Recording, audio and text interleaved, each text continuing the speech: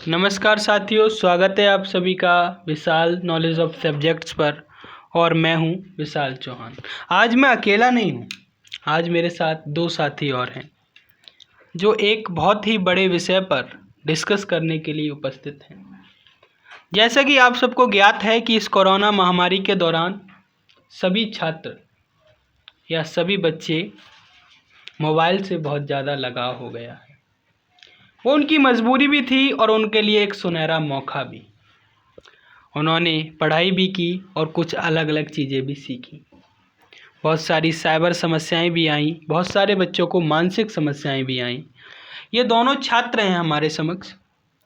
ये अंशुल चौहान, कक्षा छठी के छात्र। ये विश्वजीत सक्सेना, कक्षा छठी के छात्र।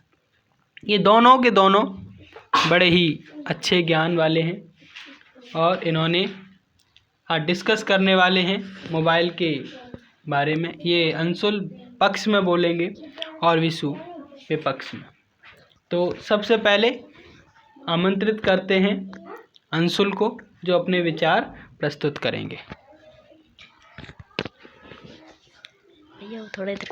परम आदरणीय निर्णायक मंडल, आपको मेरा नमस्कार। आज हम विषय मोबाइल पे वाद विवाद करने वाले हैं। तो मैं आपको मोबाइल के उपयोग बताता हूँ। मोबाइल एक टेक्नोलॉजी यंत्र है जो वैज्ञानिकों द्वारा उत्पन्न किया गया, वरदान दिया गया एक यंत्र है जिसकी उपलब्धि बहुत है। तो हम मोबाइल से कोरोना काल में किसी से भी बात कर सकते हैं। हमें कहीं जाना हो तो हम मैप की सहायता से जा सकते हैं। हम कहीं खो गए हो तो हम अपने घर को या पुलिस को फ़ोन करके बता सकते हैं कि हम यहाँ पे हैं, हम खो गए हैं। अभी कोरोना में हमारी ऑनलाइन क्लासेस हुई थी। बच्चे सोच रहे थे कि हमारे शायद स्कूल बंद रहेंगे, हम नहीं पढ़ पाएंगे। तो इस समस्या का हल हमारे फ़ोन ने दिया है। फ़ोन में हम अपने ग्रुप में वर्कशीट करके नहीं भेज सकते, बल्कि मीटिंग भी कर सकते हैं। हम कुछ समझ सकते हैं, हम बहुत कुछ समझ सकते हैं मीटिंग से। इसलिए हमें फ़ोन का शुक्रिया करना चाहिए। हम फ़ोन से किसी को भी SMS कर सकते हैं जो हमारा सहपाठी है। हम अपने विचार डाल सकते हैं सोशल मीडिया पे, जिससे हमें पता चलेगा कि हमारे समाज के विचार क्या हैं। हम कुछ भी ऑनलाइन शॉपिंग से मंगा सकते हैं कोरोना में, जिससे हमें बाहर नहीं जाना पड़ेगा। हम पैसे ट्रांसफ़र कर सकते हैं सेफली। हमें किसी को पासवर्ड नहीं बताना है, इससे हमारा कुछ नहीं होगा। हम पैसे ट्रांसफ़र कर सकते हैं। कोविड-19 में अगर हम किसी चीज़ को छुएं और दूसरे व्यक्ति को उस चीज़ को छू के करें तो उससे वो भी कोविड-19 का मरीज़ हो जाएगा, पेशेंट हो जाएगा। इसके लिए जो गूगल पे और पेटीएम है फ़ोन पे, उसकी सहायता से हम बिना छुए किसी को भी पैसे दे सकते हैं, लेन देन कर सकते हैं। और जो दुकानदार होते हैं उनके पास भीड़ भाड़ होती है, तो वो अपना समय बचाने के लिए फ़ोन में कैलकुलेटर का इस्तेमाल करके अपना जल्दी हिसाब किताब कर सकते हैं, जिससे उनका समय बचेगा। हम घर बैठ के अपने दोस्तों के साथ गेम भी खेल सकते हैं फ़ोन की सहायता से, जिससे हमारा समय बचेगा, जिससे हमारा टाइम पास होगा। हम फ़ोन की सहायता से NCERT ऐप, बायजूस ऐप, उस पर हम ट्यूशन ले सकते हैं, जिससे हम ट्यूशन पढ़ सकते हैं। हमें कुछ ज्ञान प्राप्त होगा। हम किसी भी चीज़ का ज्ञान प्राप्त कर सकते हैं जो कि गूगल हमें देता है, यूट्यूब भी हमें समझा के बताता है चैनल पे। तो इस समस्या के लिए भी उत्कारण है। तो इसलिए हमें फ़ोन का धन्यवाद करना चाहिए। हम लाखों करोड़ों मील दूर फ़ोन की हम लाखों करोड़ों मील दूर फ़ोन की सहायता से वीडियो कॉल कर सकते हैं, कॉल कर सकते हैं। अब पहले ज़माने में ये कहते थे कि जेब में पैसा मुंह में जुबान होनी चाहिए, तो आप कहीं भी जा सकते हैं।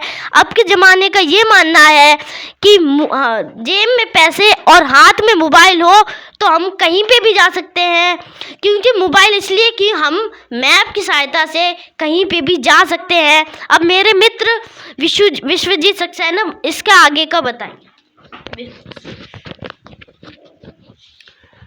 धन्यवाद अंशुल, बहुत ही बेहतर और उत्तम प्रस्तुति। आप सबके दिमाग में मोबाइल के प्रति ये सकारात्मकता पूरी पहले से बनी होगी, क्योंकि कोई भी बुराई नहीं करता है फ़ोन की। लेकिन अब हम विश्वजीत उसके नकारात्मक, क्योंकि हर किसी के सकारात्मक और नकारात्मक दोनों पक्ष होते हैं, तो विश्वजीत से जानते हैं उनके विचार। परम आदरणीय निर्णायक मंडल, विज्ञान ने हमें ये सकारात्मक नहीं, इसमें बहुत नकारात्मक चीज़ भी है। जैसे कि हम एक घर में हैं, घर में चार लोग हैं, चारों के पास मोबाइल फ़ोन है, सब टाइपिंग कर रहे हैं। तो फिर वो चारों लोग जब वहाँ बैठे हैं वो खुद बात नहीं कर रहे हैं, वह मतलब किसी और से बात कर रहे हैं।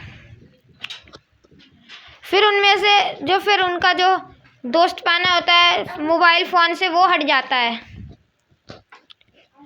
और अभी जो ऑनलाइन क्लास आई थी उसमें जो बच्चे होते हैं वो सोचते हैं कि क्या पढ़ें, अभी हम गूगल से देख लेंगे।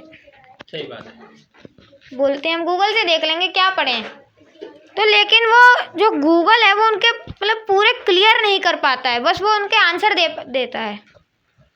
जो हमारी जो मैम होती हैं वो पूरे एकदम प्रॉपरली आंसर देता है, और जो हमें नहीं आ रहा होता है वो भी बताती है। गूगल में क्या होता है, बस वो आंसर दे देता है, समझाता नहीं है। और मैप का बोला तो मैप में ये है, जैसे मैप से हमें कोई ट्रैक कर सकता है लोकेशन में।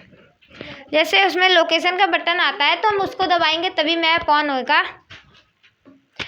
तो हम जब भी लोकेशन को दबाते हैं तो कोई हमें ट्रैक कर सकता है, क्योंकि अभी इतनी टेक्नोलॉजी बढ़ गई है तो इसीलिए ट्रैक कर सकता है कोई भी, और हमें दुर्घटना पहुंचा सकता है। हमें कोई लोग क्या हमारे फ़ोन भी हमें दुर्घटना बचा सकता है, क्योंकि वो कब पता है कब फट जाए। और जो बच्चे होते हैं वो अपने माता पिता से जिद करते हैं खेलने की बाहर, तो फिर उनको फ़ोन पकड़ा देते हैं, फिर वो रात भर फ़ोन में ही खेलते रहते हैं। और अगर उनके जो माता पिता हैं वो अगर फ़ोन मांग लेते हैं तो फिर वो बोलते हैं बाहर चलो खेलने, तो इसीलिए वो उनसे मांगते ही नहीं हैं।